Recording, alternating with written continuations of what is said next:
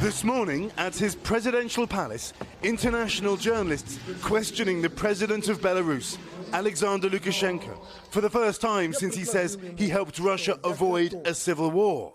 The authoritarian leader brokering a truce between President Putin and mercenary leader Yevgeny Prigozhin.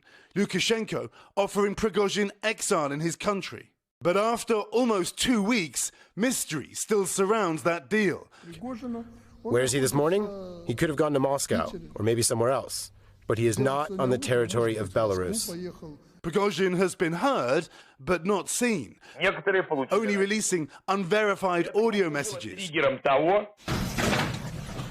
These images, released by the Russian news outlet Izvestia, appear to show Prigozhin's house in St. Petersburg searched by Russian police. There's a prayer room, guns and fake passports, and a sledgehammer resting against the wall. NBC News cannot confirm whether the images are authentic. We flew to Belarus, over the Caspian Sea. Well, I just arrived in Belarus, a country that still has a KGB.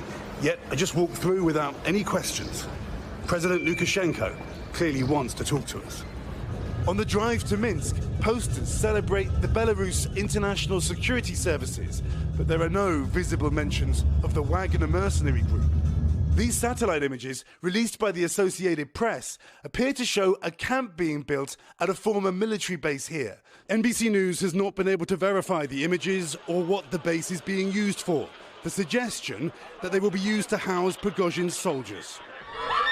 But while in 2020, President Putin helped President Lukashenko crush protests and stay in power, and Amnesty International says freedom in the small communist country is still severely curtailed, with opposition and journalists jailed, some people we spoke to are open about their opposition to Prigozhin moving to their country. Bad.